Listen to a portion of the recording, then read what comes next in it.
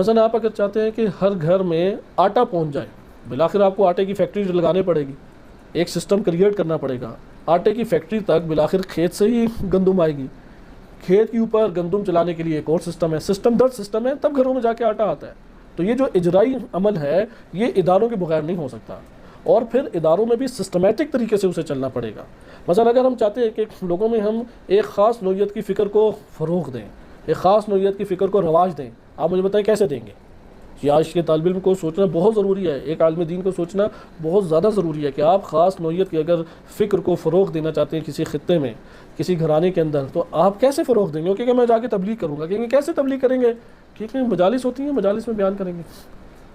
جب وہ سسٹم کے بغیر سوچے گا تو جتنی تعداد آپ کر لیں وہ ناکام ہو جائے گی۔ آپ جتنی بھی ڈگریاں لے کے آ جائیں، جتنی پی ایچ ڈیز کر کے آ جائیں، آپ ناکام ہو جائیں گے اگر آپ ایک سسٹم کو کریٹ نہیں کرتے۔ لہٰذا افراد کے ارد گرد اکٹھا ہو جانے سے کوئی نتیجہ نہیں نکلتا، سسٹم اس کے لیے بنانے پڑیں گے۔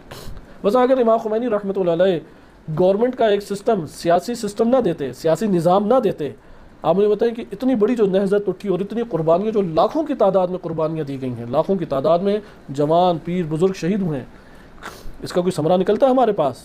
کوئی ثمرہ نہیں نکلتا۔ آپ سسٹم کے بغیر ایک جگہ پہ اگر آپ کے پاس 10 کمروں والی جگہ بھی ہو، وہاں پہ آپ 4 مہمانوں کو نہیں ٹھہرا سکتے۔ 4 دن بعد وہ ایک عجیب ہی جگہ ہوگی، گندگی کا ڈھیر ہوگی، لڑائی جھگڑے اندر خوب ڈلے ہوئے ہوں گے، اور ایک نا امنیت کے احساس کے ساتھ لوگ رہ رہے ہوں گے۔ سسٹم نہیں ہے کوئی۔ لہٰذا یہ جو اجرائی امور ہم نے مدینہ فاضلہ میں بیان کیا ہے، یہ کیونکہ یہ سسٹم پڑھنے کی ابھی ہمارے پاس جگہ نہیں ہے، نہ گنجائش ہے، اور نہ سسٹم پڑھے جاتے ہیں شعبہ جات کے ساتھ، ہر شعبے کے متعلق ہوتا ہے۔ جیسے مثلا ایجوکیشن سسٹم، وہ ایجوکیشن ڈپارٹمنٹ دے گا۔ ایجوکیشن ایک ڈپارٹمنٹ اس وقت بن چکا ہے جس میں انہوں نے اجرائی عمل کو بس مطالعہ کرنا ہے۔ اس نے اس ایجوکیشن میں یہی پڑھایا جائے گا کہ آپ نے کیسے کیسے اسکول کو بنانا ہے، اس کا ماحول کیسا ہو، کیسے لوگوں سے معاملہ کریں، کیسے افراد کو یا بچوں کو لے کے آئیں۔ ایجوکیشن ایک سسٹم ہے، اس سسٹم میں پھر وہ سارے ڈھلیں گے۔ اسی طرح سے اقتصادی ایک سسٹم آپ کریٹ کریں گے تب اقتصاد پہنچے گی۔ خلاصہ کلام کہ آپ آئیں اپنے موضوع کے اوپر، یہاں پہ جو اس بات کو کھولا علمی اور عملی رشد کو آیت اللہ جوادی عاملی نے، اس میں دیکھیں رشد فرہنگی کو سب سے بالا تر رکھا۔ اولین جو وصف بیان کیا مدینہ فاضلہ بعنوان آئیڈیل اسلامی معاشرہ اور اسلامی حکومت، اس کے حوالے سے پہلا وصف کیا بیان کیا ہے؟ فرہنگی رشد، یعنی ثقافتی طور پہ ترقی ہو۔ ان کے ثقافتی ترقی سے کیا مراد ہے؟ ثقافتی ترقی سے کیا مراد ہے؟ ذکر کرتے ہیں کہ جو حکومت اسلامی کے زمامدار ہیں، جن کے ہاتھوں میں حکومت اسلامی ہے، ان لوگوں کا یہ وظیفہ بنتا ہے اور ان کے 2 کاندھوں کے اوپر یہ ذمہ داری عائد ہوتی ہے کہ وہ لوگوں کے اندر تزکیہ نفس اور تعلیم دیں، لوگوں میں تعلیم عام کریں، یعنی فکری رشد برپا کریں اور لوگوں کا تزکیہ نفس کریں۔ یہ دونوں باہم ہونے چاہیے۔ اگر فقط تزکیہ نفس ہو بدون علم اور بدون تفکر، بدون بصیرت، بدون شعور، وہ بھی انسان کو لے ڈوبتا ہے، وہ خوارج پکڑ کے زاہد اور عابد آ جائیں گے۔ اور اگر تزکیہ نفس نہ ہو اور علمی کمالات ہوں تو پھر کرپشن کریں گے، کرپٹ بن جائیں گے۔ خوارج کرپشن نہیں کرتے تھے، اس قدر خودداری دکھاتے تھے کہ اگر ایک کھجور زمین پہ پڑی ہوئی ہے اور بندے نے اٹھا لی ہے تو وہ پوچھے گا کہ میں یہ کھا سکتا ہوں یا نہیں۔ عبداللہ ابن عمر کا مشہور واقعہ ہے کہ زمین پہ پڑی ہوئی خارجی نے کھجور اٹھائی، پوچھا کہ یہ میرے لیے حلال ہے یا نہیں، تو انہوں نے کہا کہ تو ایک کھجور کے اوپر تو سوچتا ہے کہ یہ حلال ہے یا نہیں، اور نواز رسول کا خون بہایا گیا، پوری جنگ امام علی علیہ السلام کے اوپر تم نے تھوپ دی، کتنے لوگوں کا خون تم نے جنگ نہروان میں بہایا، تو اس کے بارے میں تمہیں کوئی فکر نہیں تھی کہ یہ خون بہانا جائز ہے یا نہیں۔ یعنی ان کا دیکھیں کہ عقلی جمود دیکھیں، فکری اور علمی جمود دیکھیں۔ آج بھی ہمارے معاشرے میں جمود پایا جاتا ہے۔ بس آپ تجزیہ تحلیل کرتے ہوئے اگر آپ یہ بات بیان کریں کہ جنگ جمل 2 حصوں بھی ہوئی، جنگ جمل اول میں امام علی علیہ السلام کا لشکر پسپا ہو گیا، اور مخالفین میں حضرت عائشہ کا جو لشکر ہے وہ قوت اختیار کرتے ہوئے قبضہ کر گیا۔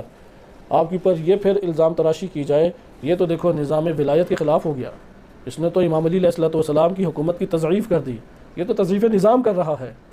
یہ وہی فکری جمود ہے۔ جیسا بھی ایک تبصرہ کیا جاتا ہے کہ اس وقت ایران جو ہے وہ ڈیفینڈنگ پوزیشن میں آ گیا ہے، اور اسرائیل جو ہے وہ مسلسل حملہ کر رہا ہے اور چڑھتا چلا جا رہا ہے، تو یہ آگے سے کہا جائے یہ تو نظام کی تضعیف ہو گئی، یہ تو اسلامی جمہوریہ کے خلاف باتیں ہو گئی۔ آیا یہ اسلامی جمہوریہ کے خلاف باتیں ہیں؟ یعنی اگر آپ دفاعی امور میں ایک تجزیہ کرتے ہوئے دشمن کے حوالے سے یہ بات کریں کہ وہ ہجومی حالت میں آ گیا ہے، وہ چڑھائی کرنے کی طرف آ گیا ہے، اور ابھی ہم ڈیفینڈنگ پوزیشن کے اوپر آ گئے ہیں، تو یہ نظام کی تضعیف ہو گئی۔ یہ وہی ایک جمود علمی، جمود فکری ہے۔ جامد فکر ہو تو کوئی سجائی نہیں دیتا، ابھی آپ حالات خطے کے دیکھیں کہ صورتحال خطے کی کیا ہے. عرب امارات اسرائیل کے ہاتھوں میں چلا گیا ہے. سعودی عرب کے وفد در وفد اس سے مل رہے ہیں. ایران کے اطراف کے بارڈر ایریاز کو ہی دیکھیں. امریکی جو ہے اثرات اور امریکی جو فوجی اور عسکری جو عراق کے اندر امریکی فوجی عسکری ایک قوت بڑھتی چلی جا رہی ہے. امریکی فوجی عسکری قوتیں بڑھتی چلی جا رہی ہیں. دوسری طرف سے داخل ایران بندوں کو شہید کیا جا رہا ہے. جیسے تہران میں ان کی انٹیلیجنس کا جو خفیہ ترین فرد ہے وہ اپنے گھر کے سامنے شہید سیاد کو شہید کیا جاتا ہے. تو شہید کرنے والا کوئی اس کا اپنا بھائی ہے, کوئی زمینوں کے جھگڑوں کے اوپر شہید ہوا ہے. وہ تو اس کے گھر والوں کو نہیں پتا کہ کام کہاں کرتا ہے. محلے والے تو آشنا ہی نہیں تھے اس سے. محلے والے کہتے ہیں کہ ہمیں تو کوئی خبر ہی نہیں ہے, کیونکہ انٹیلیجنس کا ان کا بندہ تھا. اسرائیل کے ٹی وی کے اوپر اس کی باقاعدہ چلائی. شہید فخری زادے کو کس طریقے سے ادھر شہید کیا گیا. ابھی سیستان بلوچستان کے اندر کتنے مسائل کو خراب کیا گیا ہے. یعنی اس صورتحال کے اندر ادھر سے اقتصادی طور پہ مسائل بڑھتے چلے جا رہے ہیں. تو آپ اور ابھی آپ شام کی حالت دیکھیں, آئے روز ادھر ایک بمبارمنٹ کی صورت ہے. تو یہاں پہ اگر ایک تجزیہ تحلیل کرنے والا فرد بابصیرت انسان یہ بات کہے کہ اس کی حالت جو ہے وہ ہجومی ہو گئی ہے اور قوت اسلامی جو ہے وہ مقاومت اسلامی وہ ڈیفینڈنگ پوزیشن کے اوپر آ رہی ہے, یعنی وہ بتا رہے کہ استعمار کس قدر نفوذ پیدا کرتا چلا جا رہا ہے اسلامی ممالک میں. مسلمانوں کو بیدار ہونا چاہیے.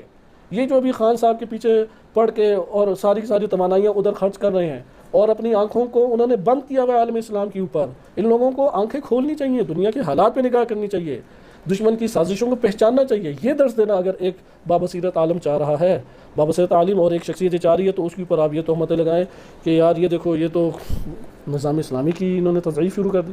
پروپیگنڈے دشمن کے اور جمود فکری کے جو شکار افراد ہوتے ہیں زیادہ تر وہی ہوتے ہیں جو کلپوں کی دنیا میں جن کے ذہن گھومتے رہتے ہیں.